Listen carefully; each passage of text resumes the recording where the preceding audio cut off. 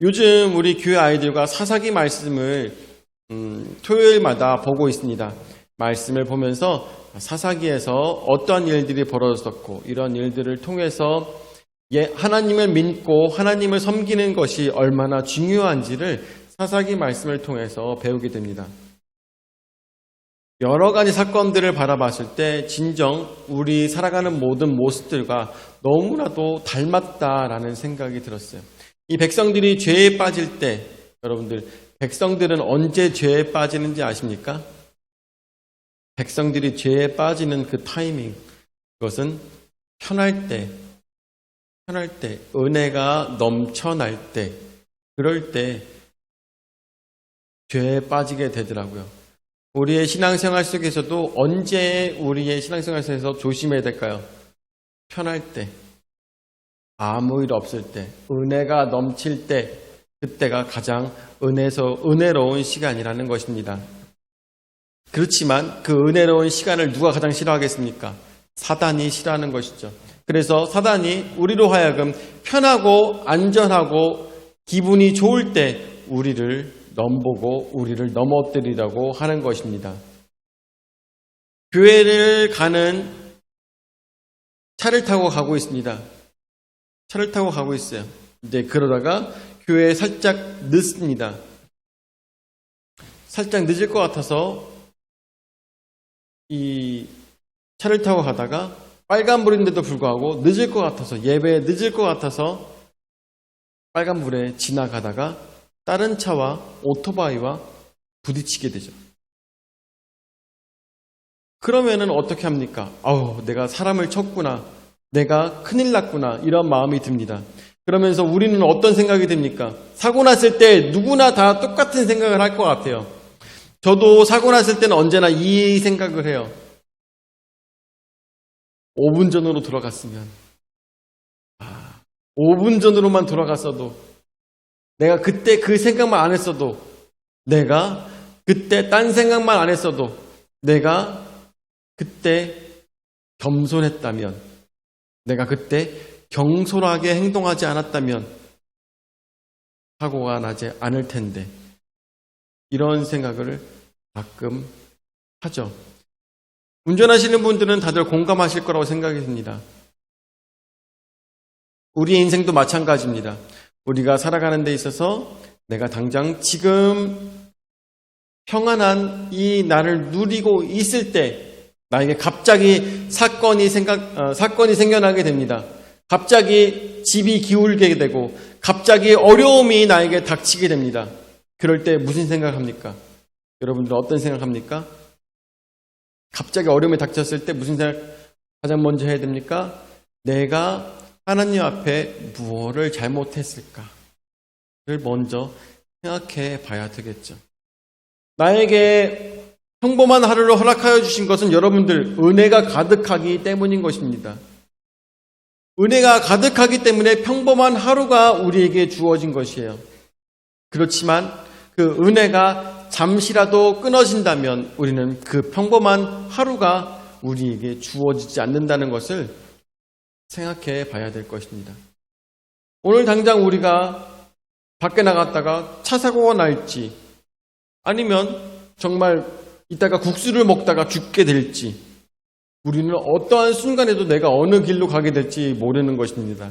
다만 우리는 신앙으로 우리를 보살펴 주신 하나님 앞에 모든 것을 맡길 수밖에 없다라는 것입니다.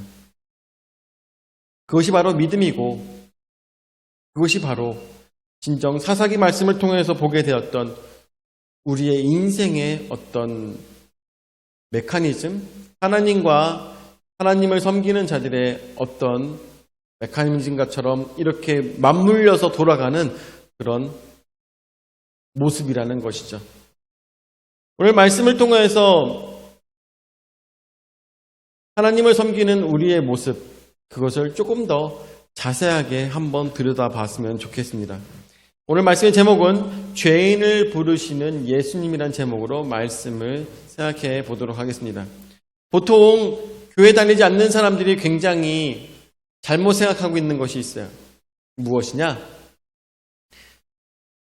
교회에 있는 사람들은 모두가 다 부처님처럼 아니면은 절에 있는 승려처럼 착한 사람들만 교회에 있을 거라는 그런 막연한 생각을 하게 된다는 것입니다. 그런데 여러분 너무나도 나 자신을 너무나도 잘 알고 있어요. 어떻게 잘 알고 있습니까? 나는 착한 사람이 아니야. 나는 사실 괜찮은 사람이 아니라라는 것을 너무나도 잘 알고 있습니다. 그렇다면 우리는 왜 이 교회에 나와 있겠습니까? 우리가 밖에 나가서 예수님 말씀을 전달하면서 교회에 나오세요. 교회에 나오셔요. 그래야 힘든 삶이 끝납니다. 그래야 천국에 갑니다. 여러 가지 얘기를 했을 때 보통 무슨 말씀을 하십니까? 나는 지은 죄가 너무 많아서 교회에 갈 수가 없습니다. 라고 얘기를 합니다. 나는 지은 죄가 너무 많아서 교회에 갈 수가 없습니다. 여러분들 그 말에 대해서 어떻게 생각하십니까? 오늘 우리가 함께 교회에 모여 있지만 여기에 어느 누구도 죄를 지지 않은 사람이 없습니다. 나 자신을 돌아봤을 때 진정 바울이 얘기했던 것처럼 죄인 중에 괴수라는 것, 죄인 중에 괴수라는 것 바로 나 자신을 두고 이야기하는 것과 마찬가지라는 것입니다. 하나님 보시기에는 모든 것이 다 드러나게 되어 있습니다. 그렇지만 사람들에게 있어서는 나는 정말 교회 잘 다니고 있는 어떤 믿음이 좋은 사람으로 비치기를 원하는 나의 모습이 있죠. 그렇지만 하나님 보시기에는 우리의 더럽고 추악한 모든 죄가 낱낱이 다 비춰지고 있다는 것을 우리는 기억해야 될 것입니다. 어제만 해도 내가 지었던 모든 죄들, 남에게 이야기하지 못하는 모든 죄들, 여러분들 얼마나 많이 있습니까? 뿐만 아니라 우리가 지금 이 자리에 앉아서 예배를 드린다 할지라도 얼마나 위선적인 모습들이 우리에게 있는지 이것들을 돌아본다면 진정 바울이 얘기했던 죄인 중에 괴수가 바로 죄가 아니라 바로 나구나라는 것을 너무나도 처절하게 느낄 수밖에 없다는 것입니다.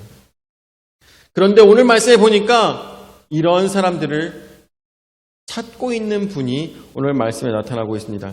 자, 누가복음 2장 14절서부터 말씀을 보니까 또 지나가시다가 알페오의 아들 레위가 세관에 앉아있는 것을 보시고 그에게 이르시되 나를 따르라 하시니 일어나 따르니라 라고 했습니다.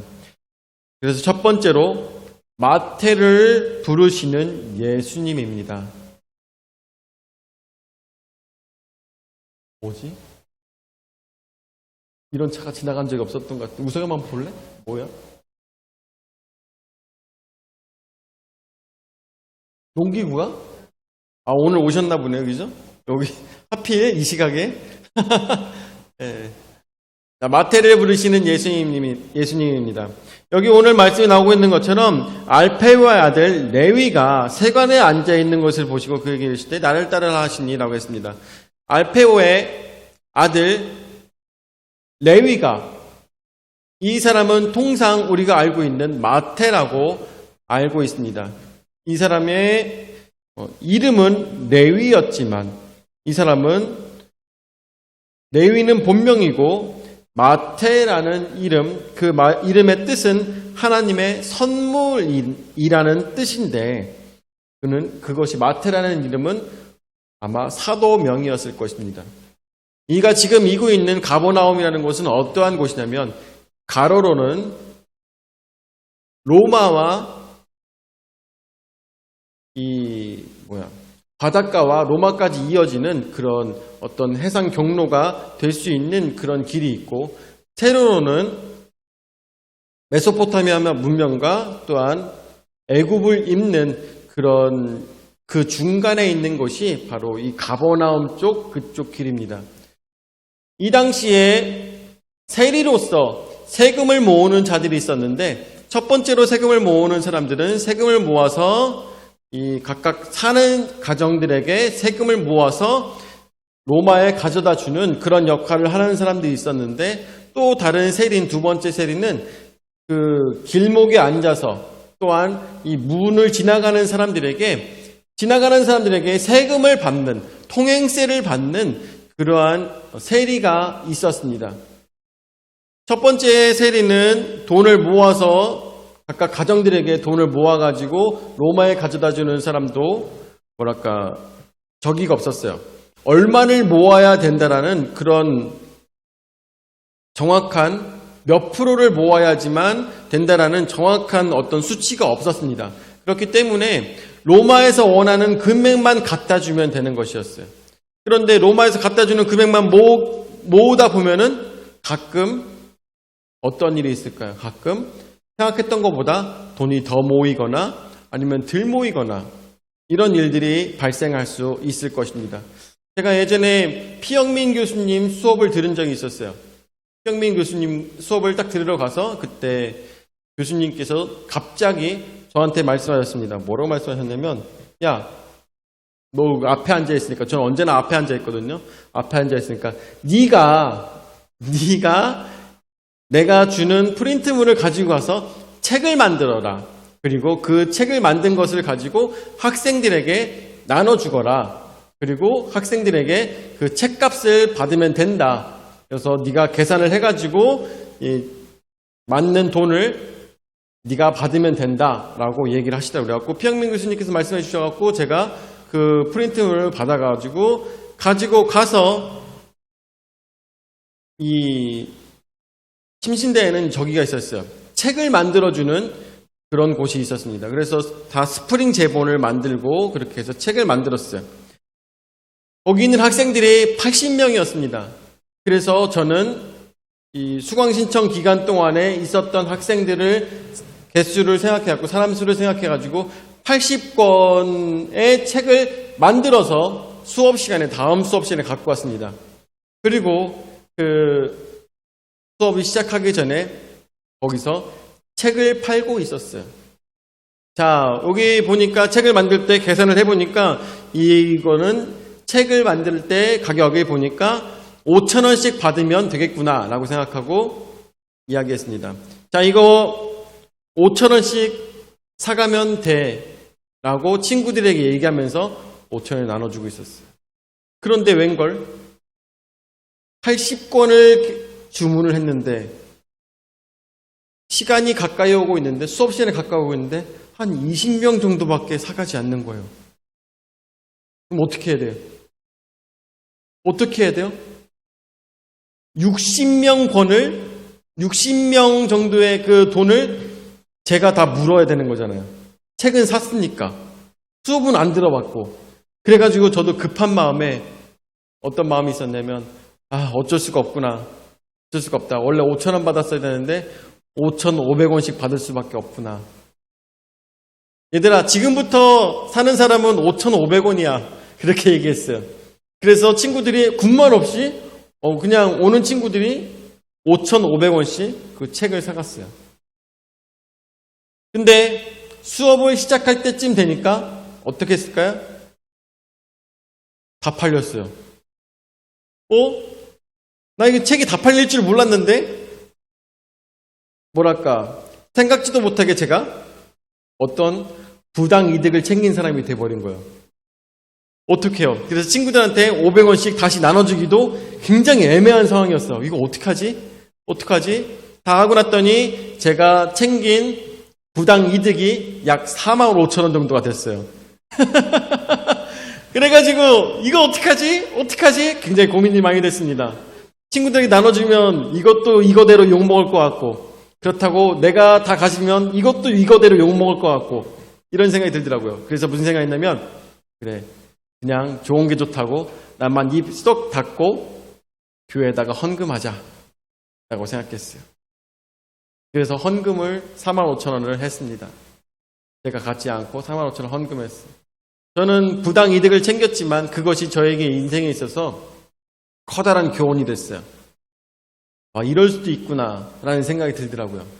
아마 저는 이런 생각이 듭니다. 이렇게 각각 가정들마다 이 세금을 걷다 보니까 이 집은 비었네, 이 집도 비었네, 저 집도 비었네 하면서 아마 가정들을 돌아보다 보니까 빈집들 때문에 아니면은 세금을 내지 못하는 집들 때문에 조금 더 있는 사람들에게는 더 많이 거둘 수밖에 없겠구나라고 아마 세리가 생각했을 것 같아요. 예, 안 그러면 부족한 돈을 내가 채워야 되니까, 로마에게 보내는 돈을 내가 채워야 되니까 아마 그런 마음을 갖지 않았을까 생각이 듭니다. 그래서 처음에 생각했던 것보다 더 많이 걷기 시작한 거예요. 원래 1,000원씩만 내면 이렇게 우리 가버나움에 80가구가 있구나. 그럼 80가구니까 80가구에서 로마가 원하는 가격이 만 원이니까 얼마씩만 거두면 되겠구나 라고 하면서 계산을 해가지고 세리가 나가서 이제 돈을 모으기 시작했는데, 생각했던 것과 다르게 돈을 낼 수 있는 사람이 얼마 없는 거예요. 그러면은 어떻게 하지? 큰일 났네. 이거 내가 내야 되는데. 그러면은 이제부터는 한 1,500원씩, 원래 1,000원씩 걷었는데 1,500원씩 더 걷어야 되겠다 생각하고선 더 걷었습니다. 더 걷고 났더니 어떻게 됐을까요? 걷다 보니까 생각했던 것보다 더 많이 걷히게 된 거죠. 로마에서 원하는 돈은 이만큼인데 내가 더 벌었네? 그러면은 가질 수 없잖아. 그러면은 남는 돈은 내가 갖고 로마에서 원하는 돈은 이만큼 줘야 되겠다. 그런데 요번 모을 때 돈 맛을 봤어요. 두 번째는 어떻게 할까요? 원래 했던 것보다 더 많이 걷게 된다는 것입니다. 그렇게 더 걷고 하다 보니까 사람의 욕심에 따라서 모든 사람들이 싫어하는 그런 세리가 되어버린 것입니다. 아마 저도 책을 2번만 재판을 했다면 아마 저도 돈 맛을 보지 않았을까 이런 생각이 드는데, 아마 세리도 그런 식으로 시작하지 않았을까 생각이 들어요. 왜냐하면 여러분도 아시다시피 그 유대인들은 로마인들을 너무나도 싫어했습니다. 근데 그 로마인들에게 그 돈을 모아서 갖다 주는 사람은 뭘로 보였냐면, 그들은 온전히 나라 팔아먹는 매국노로 보인 것이에요. 그렇죠? 나라 팔아먹는 매국노로 보였고, 그것을 이용하여서 자신의 부당 이득을 챙기는 너무나도 죄인 중에 죄인으로 보인 것이 바로 세리들이었다는 것입니다. 그런데 오늘 말씀에 나오고 있는 이 마태는 길에 가버나움에 앉아서 메소포타미아에서 오는 사람과 그리고 다시스에서 오는 사람들, 이 모든 사람들에게서 통행료를 받는 사람이었습니다. 그런데 여러분들, 거기로 지나가는 사람들이 얼마나 많았겠습니까? 그런데 로마에서 지정한 돈보다 10원씩만 더 받아도, 1원씩만 더 받아도 그게 자기의 수입이 된다는 것입니다. 그게 자기의 수입이 된다는 것입니다. 그러면은 거기서 보통 사람들이 돈을 더 받겠죠. 1원이라도 더 받겠죠. 100원이라도 더 받겠죠. 제 친구한테 그런 얘기 한 적이 있었는데, 친구가 저기를 한 적이 있어요.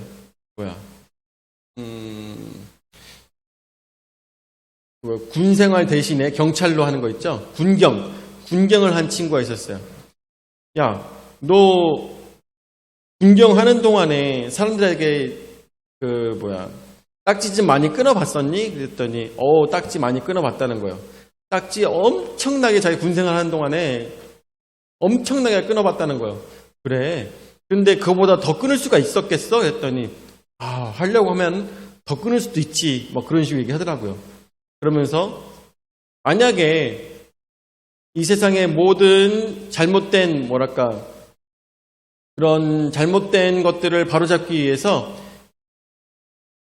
국가에서 정책이 들어오기를, 만약에 끊는 경찰에게 월급을 따로 주지 않고 너에게 딱지를 끊을 때마다 그 딱지에 5%를 준다고 하면 너 어떻게 하겠니? 라고 했더니 뭐라고 하는지 알아요? 그러면 밥도 안 먹고 할 거래요.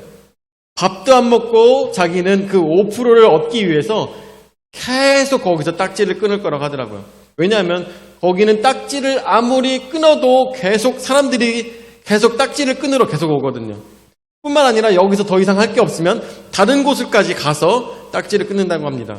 그리고 뿐만 아니라 저 사람을 잡을 수 있는 인력이 없으면은 그 차를 붙잡아 놓고 잠깐 있으라고 하고 난 다음에 딱지를 끊고 또 가서 끊는다고 하더라고요. 그만큼 사람이 자기에게 뭔가 수입이 떨어지면 정말 최선을 다해서 그렇게 다른 사람에게 이득을 취한다는 것이죠. 이 말씀을 드리고 싶었습니다. 근데 마태도 어떻게 했을까요? 그 자리에 앉아서 세리로서의 역할을 감당하면서 자기에게 부당이득을 아마 챙기는 어떤 그 주위 사람들이 보기에는 죄인 중에 괴수처럼 보였을 것입니다.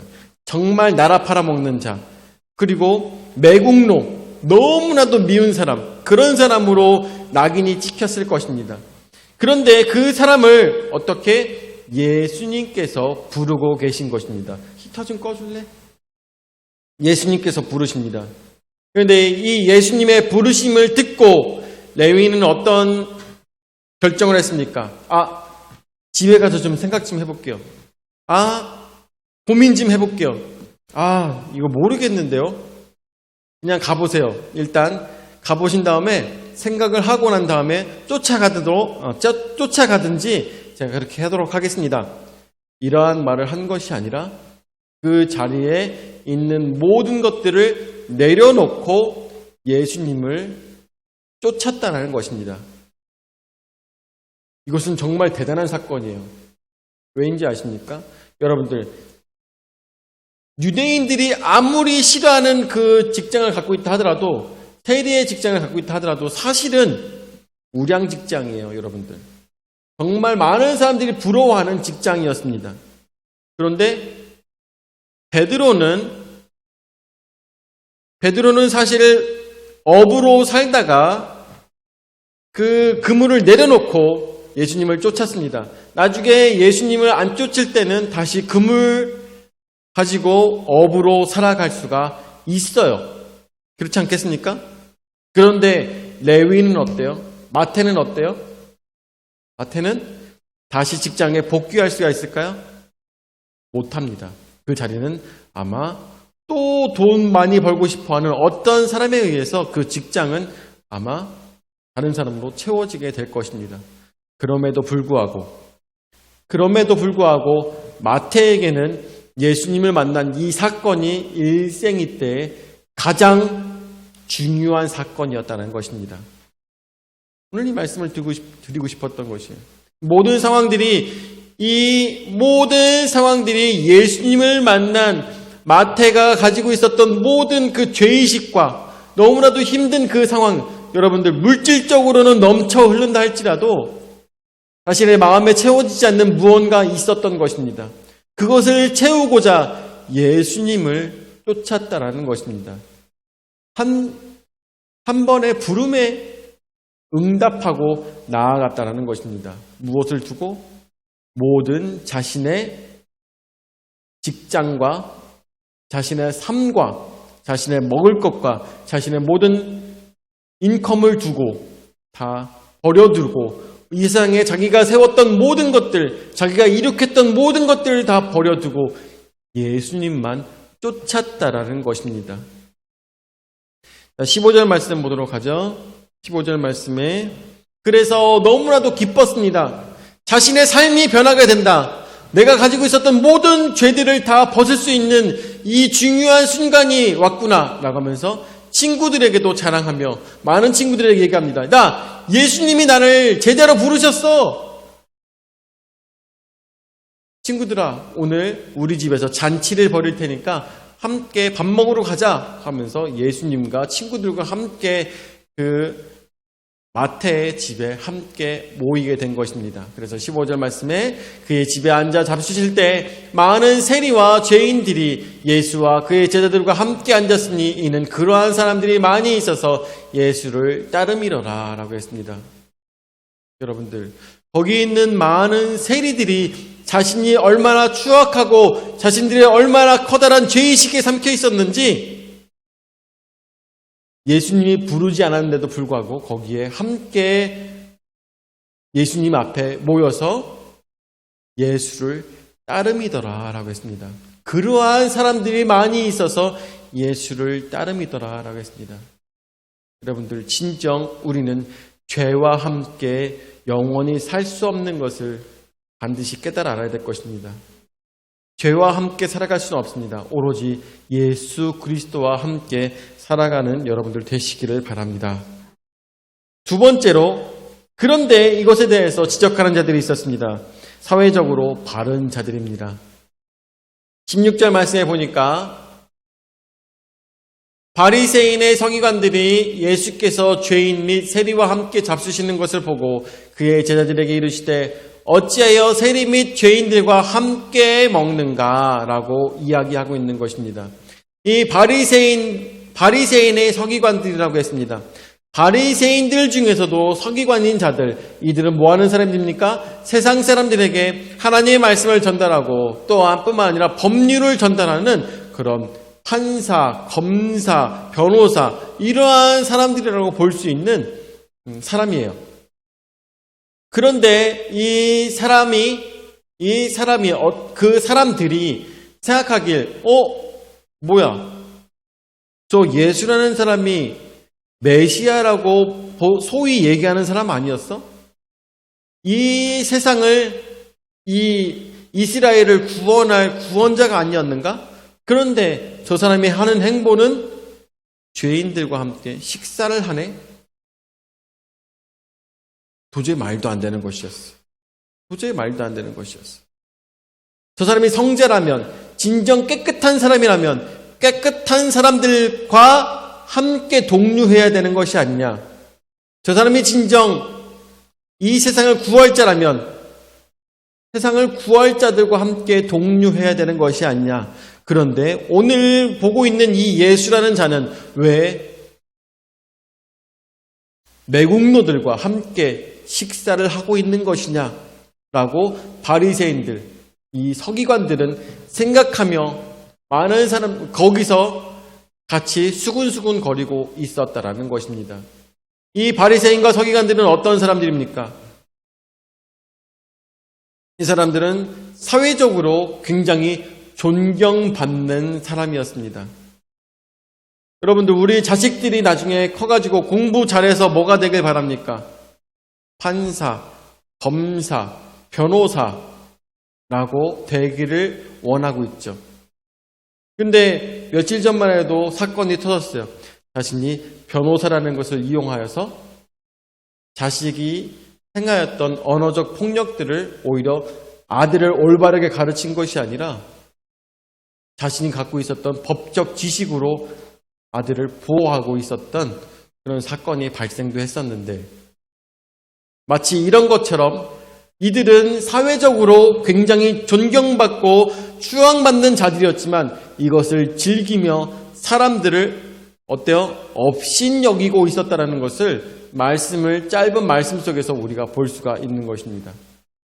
사회적으로 옳은 자들, 이들은 누구를 보지 못했습니까? 예수님을 만나지 못한 것입니다. 영적으로 예수님을 만나지 못했어요. 그렇다면 진정 이 16절까지 말씀 중에서 예수님을 만난 자는 누구입니까?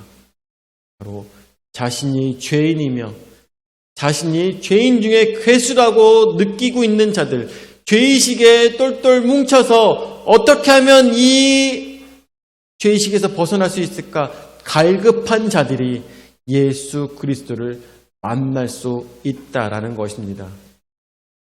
오늘 우리는 나는 어떠한 모습으로 이 예배 시간에 함께 앉아 있습니까? 나는 정결한 자로서 이 예배 시간에 나와 있습니까? 아니면 주여, 저는 또 일주일간 너무나도 많은 죄를 저질렀고 너무나도 많은 잘못함을 주님 앞에 토로합니다. 주여, 나를 용서하여 주시옵고 나는 내 고개 들기도 버겁나이다 라고 하고 있는 자들이 함께 앉아 있습니까? 언제나 말씀드리지만 우리는 내가 죄인임을 깨달아 아는 자들, 그들이 앉아 있는 곳이 바로 교회라는 것입니다. 교회라는 커뮤니티는 내가 죄인이고 내가 부족하였기 때문에 나의 죄를 하나님 앞에 내려놓는 것에 대해서 더듬치 않는, 바로 오늘 말씀에 나오고 있는 이 세리와 같은 사람들이 모여있는 곳이 바로 이 교회라는 것입니다. 결코 내가 깨끗하고 내가 잘났고 내가 정결하다고 생각하는 사람들이 앉아있는 곳이 아니라는 것입니다. 말씀에 나오는 것처럼 사회적으로 추앙받고 사회적으로 높임받는 사람들은 예수님을 만나지 못했습니다. 오늘 이 시간도 나 자신에 대한 생각을 높이며 나는 어느 누구보다 나는 다른 사람들보다 더 예수를 잘 믿어, 나는 다른 사람들보다 좀 더 깨끗하지 라고 생각하는 사람들은 바로 오늘 예수님을 만나지 못하게 될 것입니다. 그리고 세 번째로 보도록 하겠습니다. 세 번째로 죄인들을 부르시는 하나님의 아들인 겁니다. 17절 말씀에 예수께서 들으시고 그들에게 이르시되 건강한 자에게는 의사가 쓸데없고 병든 자에게라 쓸데있느니라. 나는 의인을 부르러 온 것이 아니요 죄인을 부르러 왔노라 하시니라. 아멘.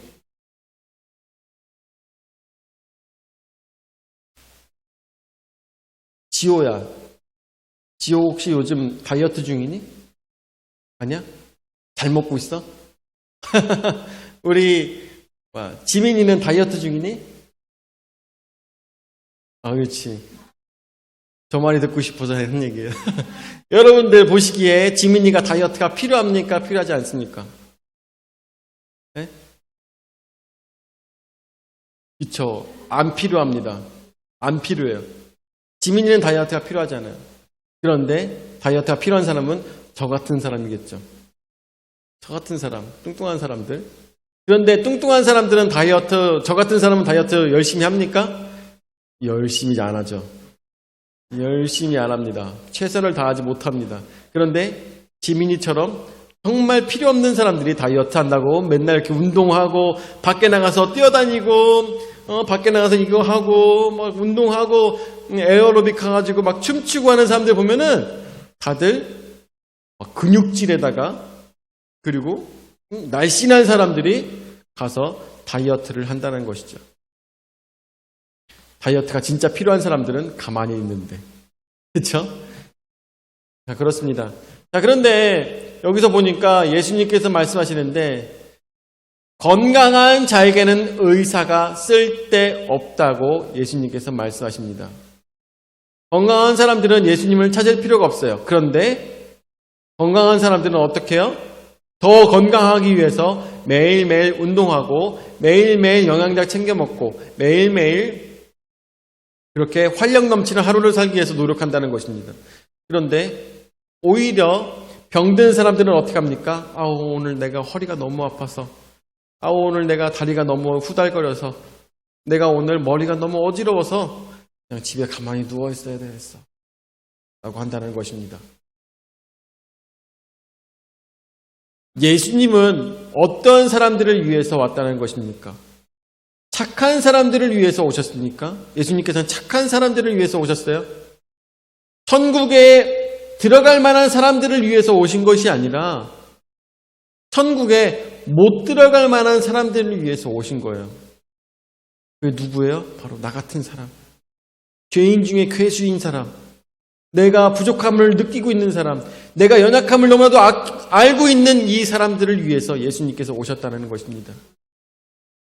네가 정결하냐? 네가 하나님 앞에 옳다고 생각하냐? 옳습니다. 나는 하나님 앞에 너무나도 당당합니다. 라고 하는 사람은 너는 알아서 그렇게 살아라 라고 말씀하실 것입니다. 그렇지만 너는 당당하냐? 아닙니다. 저는 죄인입니다. 너는 올바르게 살았느냐? 아닙니다. 저는 올바르게 살지 못했습니다. 그렇다면 너는 나를 따라라. 오늘부터 너는 나의 말을 경청하며 올바르게 살아가는 모습을 너에게 가르치겠다라는 예수님의 말씀이 바로 이 세리들에게 들렸다라는 것입니다. 바리새인들은 예수님을 만나지 못했고 자신의 삶에 무엇이 잘못된지 깨달아 알지 못했습니다. 그렇지만 이 죄인이라고 생각하고 있는 모든 세리들은 예수님을 만나게 되었고 예수님과 함께 식사했으며 또한 이제부터는 변화된 삶을 살아가는 것을 오늘 말씀을 통해서 우리가 보게 됩니다. 여러분들, 오늘 우리가 이 말씀을 통해서 나 자신을 돌아보며 우리 이 자리에 모인 자들은 어느 한 명 잘난 사람 없고 어느 한 사람 깨끗한 사람 없다는 것을 꼭 기억하며 그래, 나도 오늘 예수님을 만나서 정결해져야지. 그래, 나는 오늘 예수님을 만나서 다른 삶을 살아야지. 그래, 나는 오늘 예수님과 동행함으로 인하여서 바로 나를 위해서 오신, 나 같은 죄인을 부르시기 위해서 오신 예수님과 동행함으로 예수님의 손을 붙잡고 천국에 가야지. 바로 내가 연약하기 때문에 예수님을 붙드는 것입니다. 우리 준하를 키우면서 얘가 독립하기를 굉장히 바라는 마음이 많이 있었어요. 왜냐하면 앞으로는 아마 저도 계속 목회를 하고 이런 일들 속에서 아마 이 아이를 챙겨주기 어려울 거라는 생각이 많이 있었기 때문에 무슨 생각을 했냐면 얘를 빨리 자기 일을 자기가 잘할 수 있는 아이로 키워야 돼. 이런 생각을 많이 했었습니다. 그런데 준하가 어렸을 때는 더 제가 그것 때문에 장난을 친 적도 많이 있었어요.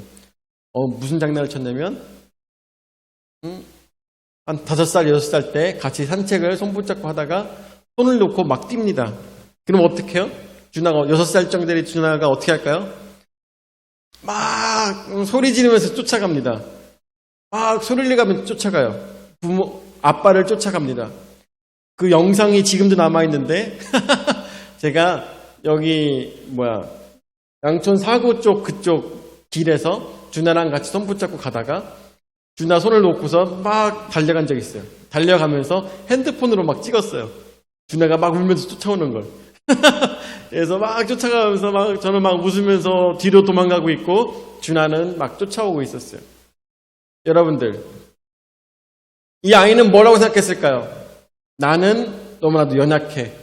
나는 할 수 있는 게 아무것도 없어. 내가 여기서 집을 잃어버리면 집을 찾아갈 수가 없을 거야. 라는 연약한 마음을 가지고 있었던 그 아이는 부모를 잃어버릴까요?